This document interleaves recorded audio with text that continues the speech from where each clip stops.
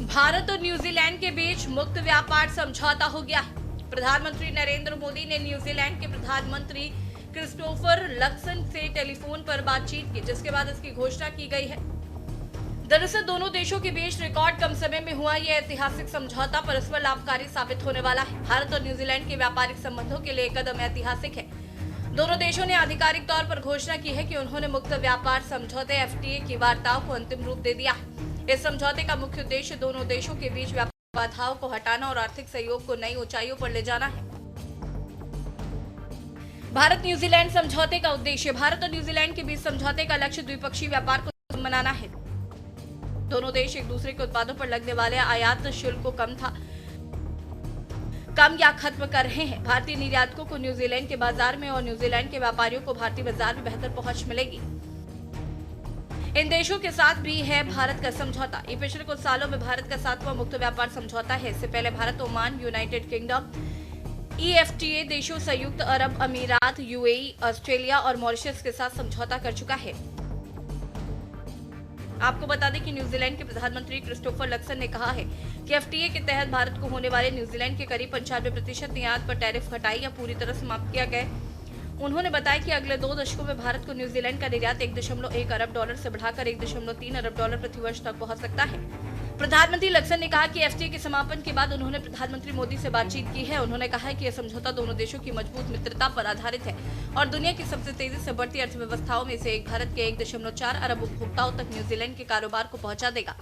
बता दें कि दोनों देशों के बीच बातचीत 2010 में शुरू हुई थी, फिर 9 दौर के बाद 2015 में रुक गई थी।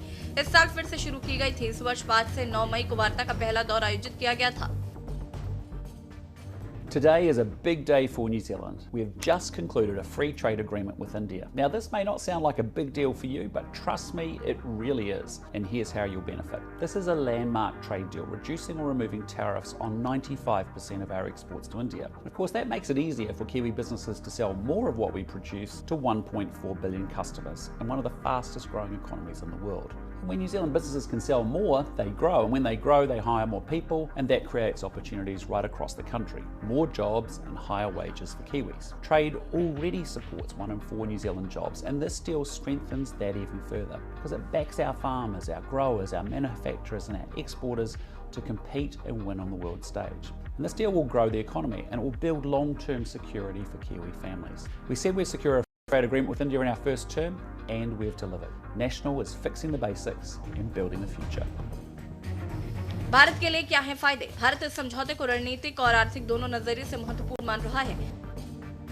भारत को उम्मीद है कि उसके IT प्रोफेशनल, स्वास्थ्य कर्मियों और इंजीनियरों के लिए न्यूजीलैंड में काम करने के अवसर बढ़ेंगे। भारत से कपड़ा, रत्न एवं आभूषण, दवाइयों और चमड़े के उत्पादों के निर्यात को बढ़ावा मिलेगा। न्यूजीलैंड की कंपनियां भारत के इंफ्रास्ट्रक्चर और मैन्युफैक्चरिंग सेक्टर में निवेश कर सकती हैं। आपको बता दें कि मार्च 2025 में न्यूजीलैंड के प्रधानमंत्री लक्सन जब भारत आए थे, तब इस समझौते पर बातचीत शुरू हुई थी। फिलहाल दोनों नेताओं ने कहा है कि भारत न्यूजीलैंड के बीच महज 9 महीनों के रिकॉर्ड समय में समझौता पूरा हुआ। दोनों देशों के बीच संबंधों को मजबूत महत्वाकांक्षा और राजनीतिक इच्छा शक्ति को दिखाता है। ये समझौता द्विपक्षीय आर्थिक संबंधों को मजबूत करेगा, दोनों देशों को एक दूसरे के बाजारों तक पहुंच देगा और निवेश को भी बढ़ावा देगा। व्यापार समझौता भारत न्यूजीलैंड के रणनीतिक सहयोग को मजबूत करेगा और विभिन्न में दोनों देशों के उद्यमियों, किसानों, MSME छात्रों और युवाओं के लिए एक नया अवसर खोलेगा। बता दें कि समझौते के ऐलान के लिए बातचीत के दौरान दोनों नेताओं ने विश्वास जताया है कि अब दोनों देशों के रिश्तों की नींव मजबूत होगी, जिससे अगले 5 सालों में द्विपक्षीय व्यापार दोगुना हो जाएगा। दोनों नेता अगले 5 सालों में न्यूजीलैंड से भारत में $20 अरब के निवेश को लेकर भी सहमत हुए हैं। न्यूजीलैंड के साथ फ्री ट्रेड एग्रीमेंट की बातचीत समाप्त की और एक बहुत ही द्विपक्षीय लाभ देने वाला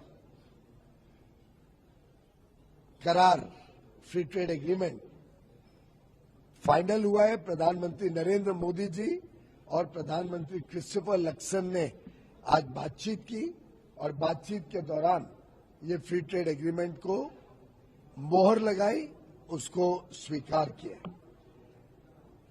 ये फ्री ट्रेड एग्रीमेंट भारत के विकसित भारत 2047 के संकल्प को तेजी से आगे बढ़ाने के लिए एक अहम पड़ाव रहेगा। ये 7वां फ्री ट्रेड एग्रीमेंट है जो भारत ने प्रधानमंत्री मोदी जी के नेतृत्व में गत 4 वर्षों में किया है और सभी फ्री ट्रेड एग्रीमेंट जो भारत ने मोदी जी के नेतृत्व में किए हैं वो भारत से ऐसे देशों के साथ किए हैं जो भारत के साथ स्पर्धा में नहीं है पर भारत के अर्थव्यवस्था को और बल देते हैं और तेजी से आगे बढ़ने के लिए मौके और अवसर देते हैं। सातों एग्रीमेंट ऐसे देशों के साथ है जो विकसित है, जिनका पर कैपिटा जीडीपी भारत से कई गुना अधिक है, इसलिए स्पर्धा नहीं है, भारत अर्थव्यवस्था को और मजबूत बनाने का माध्यम बनती है। आपने ये भी देखा होगा कि हमने हर फ्री ट्रेड एग्रीमेंट में हमारे किसानों के हित, हमारे परिवारों के हित, हमारे डेयरी के हितों को संरक्षित रखा है। हमने हमारे एमएसएमई, लघु उद्योग, सक्षम लघु और मध्यम उद्योग को और बल देने वाले और तेजी से आगे बढ़ने वाले एफटीए किए, विशेषकर जो लेबर इंटेंसिव सेक्टर्स हैं, टेक्सटाइल्स, वस्त्र क्षेत्र, होम डेकोर, एपरल, लेदर, चमड़े का व्यापार, engineering goods, auto components, handicrafts, handlooms, इन सब में नए अवसर खोलेगा। क्या है न्यूजीलैंड के लिए फायदे? न्यूजीलैंड लंबे समय से भारत के साथ बेहतर व्यापारिक संबंधों की उम्मीद में था। न्यूजीलैंड अपने डेयरी उत्पादों और कृषि उत्पादों, कीवी फल, ऊन के लिए भारत के विशाल बाजार उठाना चाहता है। न्यूजीलैंड के लिए भारत छात्रों और पर्यटकों का एक बड़ा स्रोत है। इस समझौते से इन क्षेत्रों में भी सहयोग बढ़ेगा।